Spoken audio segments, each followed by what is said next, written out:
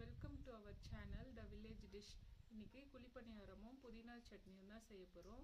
Village ஸ்டைலில் simple and டேஸ்டியாக எப்படி செய்கிறதுன்னு பார்க்கலாம் வாங்க.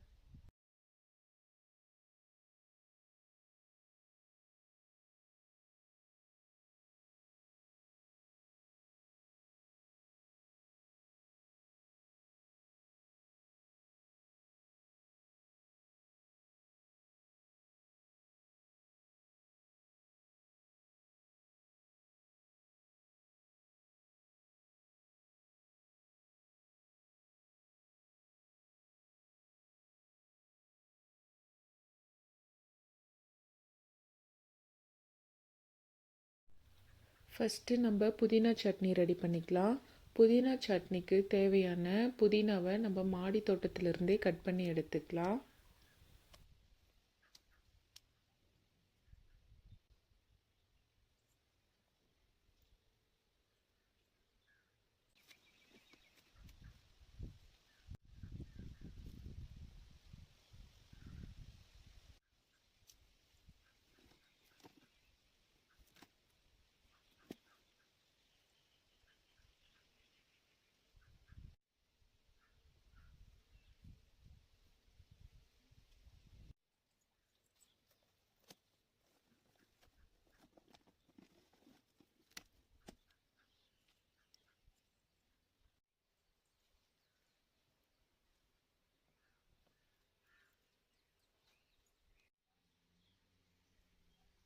புதினா எல்லாத்தையும் கட் பண்ணிட்டு வந்தாச்சு. இப்போது புதினா சட்னிக்கு தேவையான பொருட்கள்னு பார்த்திங்கன்னா வெங்காயம், பூண்டு, மிளகாய், தேங்காய் இது எல்லாத்தையும் நல்லா க்ளீன் பண்ணிவிட்டு கட் பண்ணி எடுத்துக்கலாம்.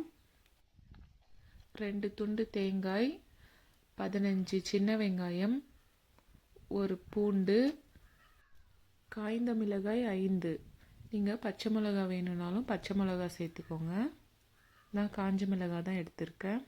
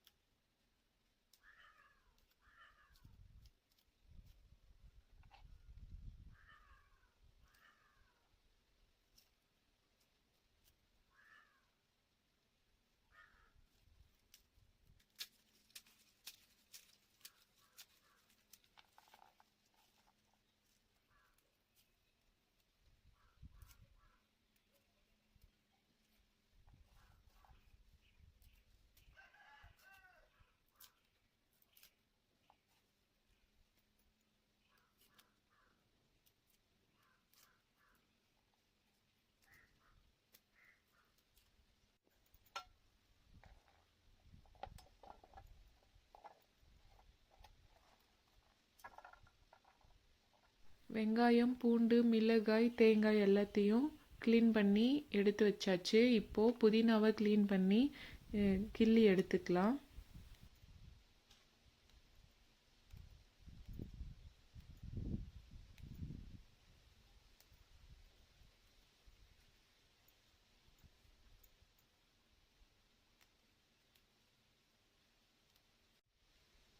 புதினா எல்லாத்தையும் க்ளீன் பண்ணியாச்சு. இப்போது தண்ணி ஊற்றி 2-3 டைம் அலசி எடுத்துக்கலாம். அதில் மண், தூசி எல்லாம் இருக்கும். அதில் நல்லா வாஷ் பண்ணி எடுத்துக்கலாம்.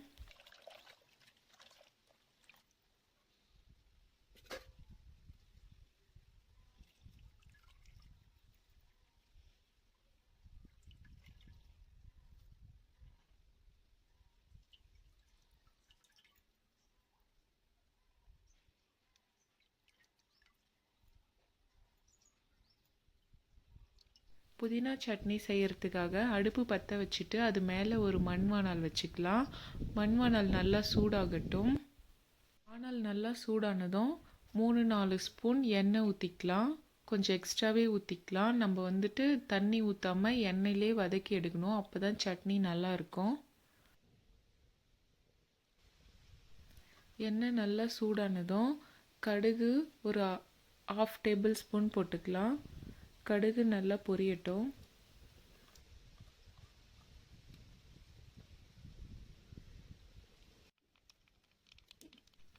கடுகு நல்லா பொரிஞ்சதும் 2 டேபிள் ஸ்பூன் கடலைப்பருப்பு, 1 டேபிள் ஸ்பூன் உளுத்தம்பருப்பு போட்டு நல்லா வதக்கிக்கலாம். கடலைப்பருப்பும் உளுத்தம்பருப்பும் பொன்னிறமாக ஆகணும், அது வரையும் வதக்கி விடலாம். இப்போது எண்ணெயிலே ஒரு 1/2 டேபிள் ஸ்பூன் சீரகம் சேர்த்துக்கலாம். சீரகம் சேர்த்து நல்லா கலந்து விட்டுக்கலாம். நல்லா அந்த பருப்பு பொன்னிறமாக ஆகணும், அது வரையும் நல்லா கலந்து விட்டுக்கலாம்.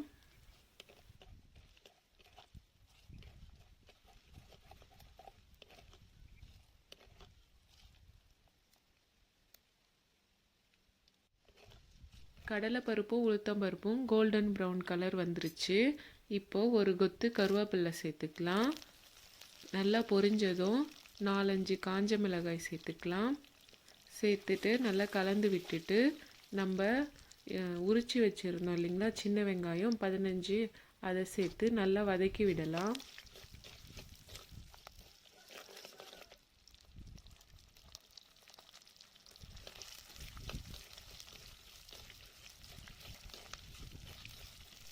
வெங்காயத்தை நல்லா கலந்து விட்டுட்டு நம்ம உரித்து வச்சுருந்த பூண்டு சேர்த்துக்கலாம்.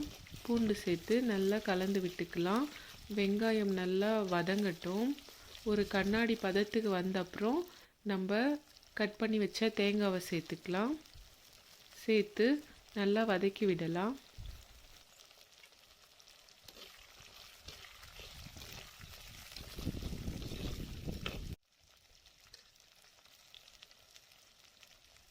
வெங்காயம், பூண்டு, தேங்காய் எல்லாம் நல்லா எண்ணெயில் வதங்கிடுச்சு. இந்த நேரத்தில் 2 கைப்பிடி அளவு நம்ம க்ளீன் பண்ணி வச்ச புதினாவை சேர்த்துக்கலாம். புதினாவை சேர்த்துட்டு அது கூடவே ஒரு கைப்பிடி அளவு கொத்தமல்லி இருந்தால் கொத்தமல்லி சேர்த்துக்கோங்க, இல்லைனாலும் பரவாயில்ல. நான் ஒரு கைப்பிடி அளவு கொத்தமல்லி சேர்த்துக்கிறேன். சேர்த்துட்டு நல்லா கலந்து விட்டுக்கலாம்.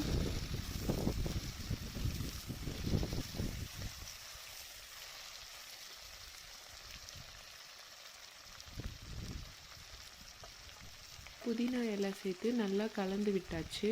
இப்போது கொஞ்சமாக உப்பு சேர்த்து நல்லா கலந்து விட்டுக்கலாம்.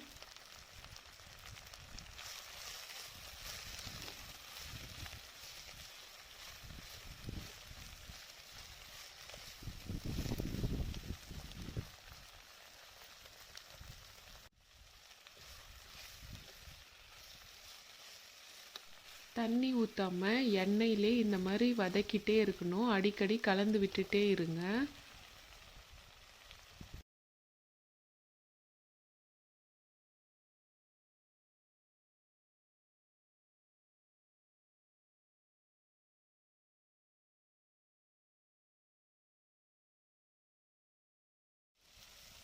இந்த அளவுக்கு நல்லா வதங்கணும் புதினா.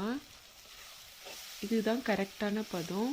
இந்த நேரத்தில் நம்ம ஒரு லெமன் சைஸ் அளவு புளி எடுத்து அதை சேர்த்து நல்லா கலந்து விட்டுக்கலாம்.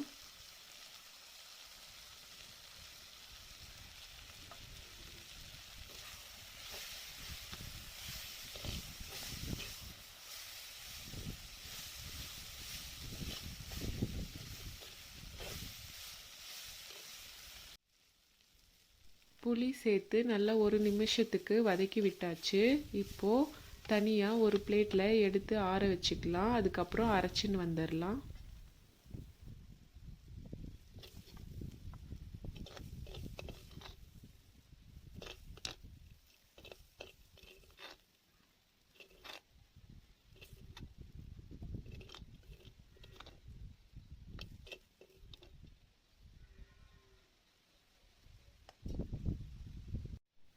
நம்ம வதக்கி வச்ச புதினா நல்லா ஆறிடுச்சு. இப்போ போயிட்டு அரைச்சிட்டு வந்துடலாம்.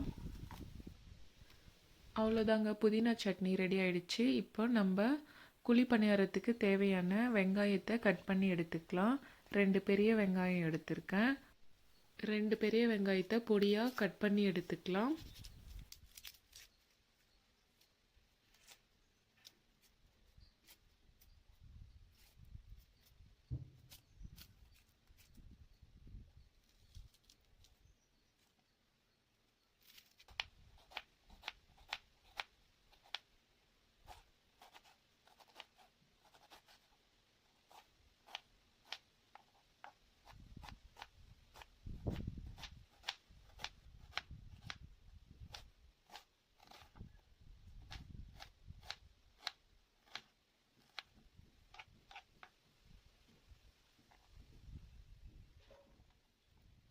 வெங்காயத்தை கட் பண்ணியாச்சு. இப்போ 2 கொத்து கருவேப்பில்லை, அதையும் பொடியாக கட் பண்ணி எடுத்துக்கலாம்.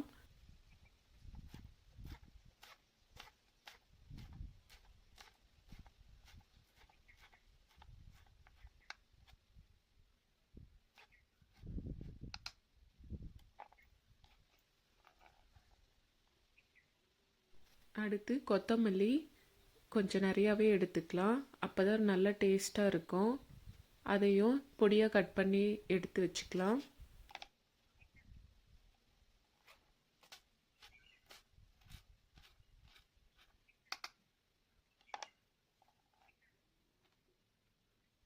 அடுத்து காரத்துக்கு தேவையான மிளகாய் சேர்த்துக்கலாம்.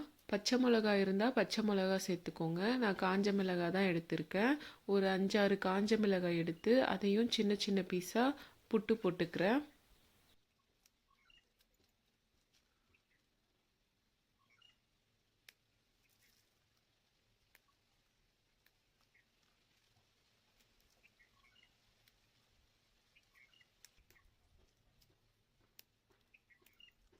வெங்காயம், மிளகாய், கொத்தமல்லி, கருவேப்பிலை எல்லாம் கட் பண்ணி ரெடி பண்ணியாச்சு. இப்போது தாளிச்சிக்கலாம். அடுப்பு பற்ற வச்சுட்டு அது மேலே ஒரு மண் வாணல் வச்சுக்கலாம். வாணல் நல்லா சூடாகட்டும். வாணல் நல்லா சூடானதும் தேவையான அளவு எண்ணெய் சேர்த்துக்கலாம். நான் கடலை எண்ணெய் தான் சேர்த்துக்கிறேன். எண்ணெய் கொஞ்சம் அதிகமாகவே சேர்த்துக்கோங்க. எண்ணெய் நல்லா சூடாயிடுச்சு. இப்போது 1/2 டேபிள் ஸ்பூன் கடுகு சேர்த்துக்கலாம். கடுகு சேர்த்து நல்லா பொரிஞ்சதும் 2 டேபிள் ஸ்பூன் கடலைப்பருப்பு, 1 டேபிள் ஸ்பூன் உளுத்தம்பருப்பு சேர்த்து நல்லா கலந்து விட்டுக்கலாம். கடலைப்பருப்பும் உளுத்தம்பருப்பும் பொன்னிறமாக ஆகணும், அது வரையும் நல்லா கலந்து விட்டுக்கலாம்.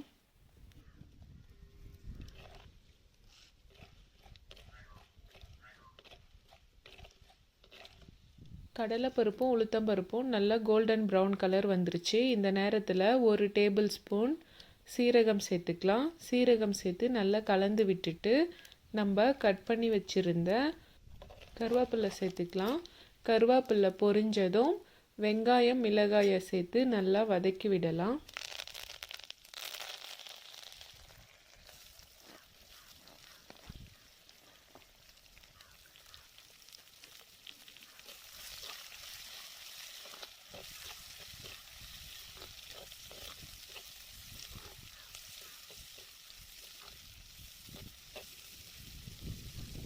வெங்காயம், மிளகாய் ரெண்டுத்தையும் எண்ணெயில் நல்லா கலந்து விட்டாச்சு. இப்போது கொஞ்சமாக உப்பு சேர்த்து நல்லா வதக்கிக்கலாம்.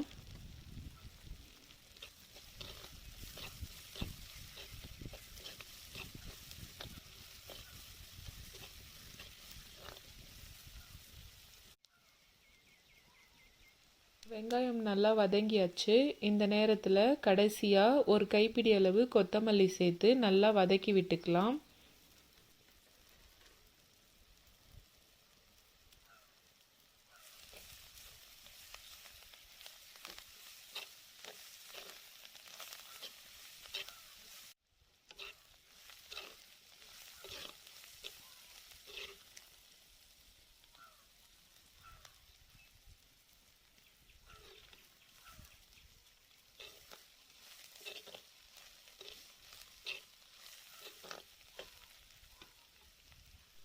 கொத்தமல்லியும் நல்லா வதங்கிடுச்சு. இப்போது இறக்கி வச்சு ஆற வச்சிடலாம். குழிப்பணியாரம் செய்ய மாவு ரெடி பண்ணிக்கலாம். தோசை மாவில் 1 டேபிள் ஸ்பூன் சால்ட் உப்பும் 1/4 டேபிள் ஸ்பூன் சமையல் சோடாவும் சேர்த்து நல்லா கலந்து விட்டுக்கலாம்.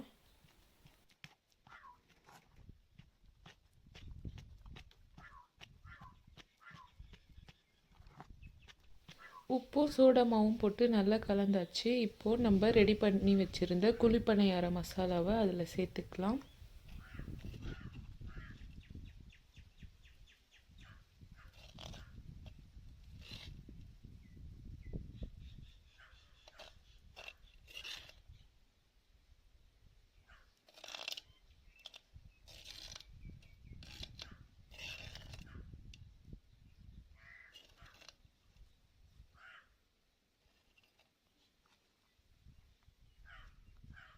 மசாலா எல்லாத்தையும் நல்லா கலந்து விட்டுட்டு தேவையான அளவு தண்ணி ஊற்றி நல்லா கலந்து எடுத்துக்கலாம்.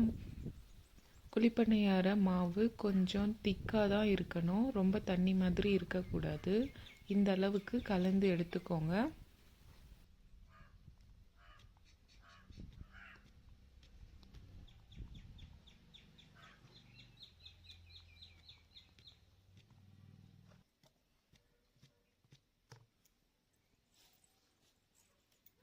குழிப்பணியார மாவு ரெடி பண்ணியாச்சு. இப்போது அடுப்பு மேலே குழிப்பணியார கல் வச்சுக்கலாம். கல் நல்லா சூடானதும் எல்லா இடத்துலையும் படுற மாதிரி எண்ணெய் சேர்த்து நல்லா தேய்ச்சி விட்டுக்கலாம்.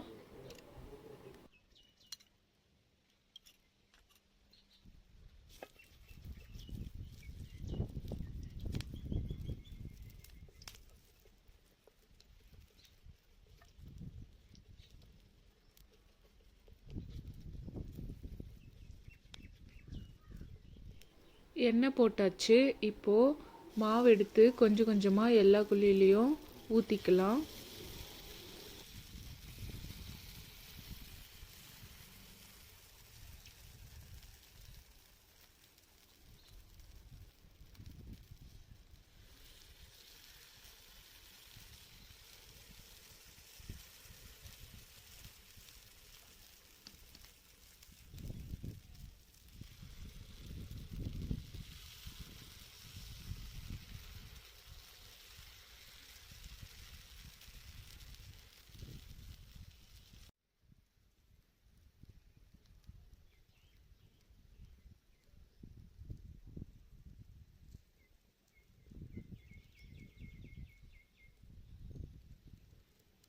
ஒரு பக்கம் வெந்துட்டுருக்கோம். இப்போது எல்லாத்தையும் திருப்பி போட்டுக்கலாம். இந்த மாதிரி ஒரு கம்பியோ இல்லை ஏதாச்சும் பாருங்க, கத்தி தான் எடுத்திருக்கேன். இந்த மாதிரி கொஞ்சம் கூர்மையாக இருக்கணும். கூர்மையாக இருக்கிற கத்தி எடுத்து இந்த மாதிரி திருப்பி விட்டுக்கோங்க. சைடில் இருக்கிறதெல்லாம் கொஞ்சம் வேகலை, அதனால் வரல. கொஞ்ச நேரம் பொறுத்து திருப்பி விட்டுக்கலாம். இதே போல் எல்லாத்தையும் திருப்பி விட்டுட்டு வேக விடலாம்.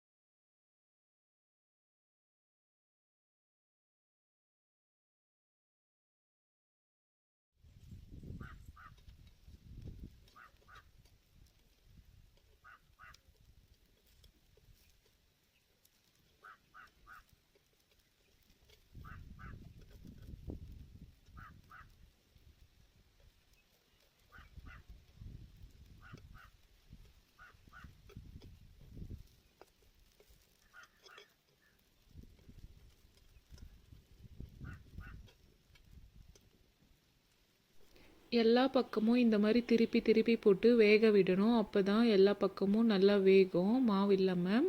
நல்லா வெந்துருச்சு. இப்போ எல்லாத்தையும் எடுத்து வச்சுட்டு மறுபடியும் இன்னொரு டைம் ஊற்றி எடுத்துக்கலாம்.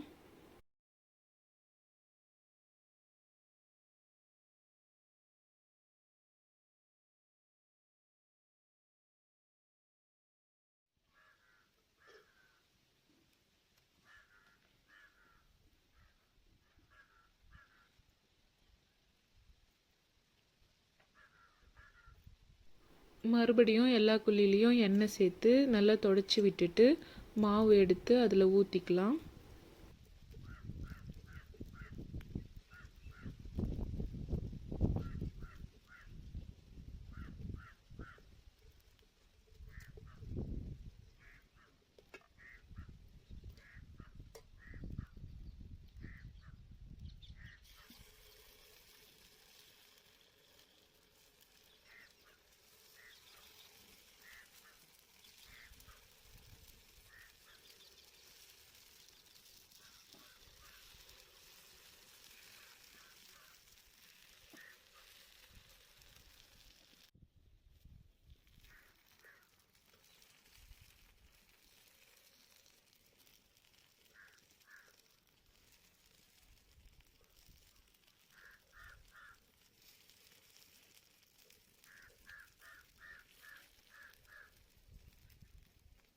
எல்லாத்தையும் திருப்பி போட்டு நல்லா வேக விட்டு எடுத்து வச்சுக்கலாம்.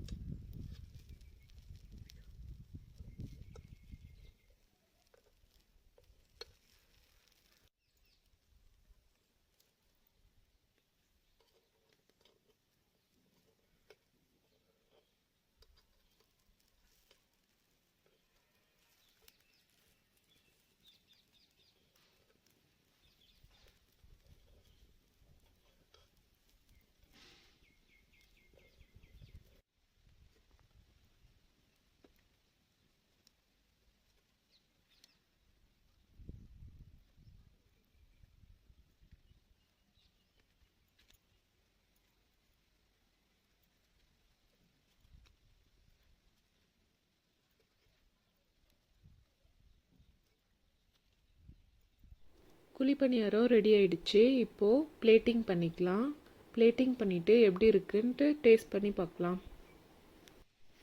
இதே போல் நீங்களும் வீட்டில் செஞ்சு பாருங்கள், எப்படி இருக்குன்னு சொல்லி கமெண்ட் பண்ணுங்கள். இந்த வீடியோ பிடிச்சிருந்தா லைக் பண்ணுங்கள், ஷேர் பண்ணுங்கள், சப்ஸ்கிரைப் பண்ணுங்கள். ஏதாச்சும் டவுட்னா கமெண்ட் பண்ணுங்கள். Thank you friends.